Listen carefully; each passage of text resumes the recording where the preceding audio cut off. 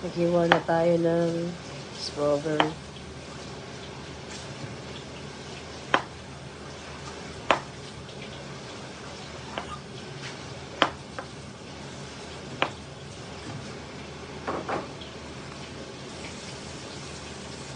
Pabaunan din natin si Princess ng bagel.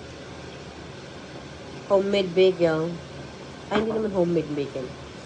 Binili ko yung bagel. Ini-steam ko muna. Nilagay ko sa oven. Natrabaho lang mag-bagel. Pero okay lang.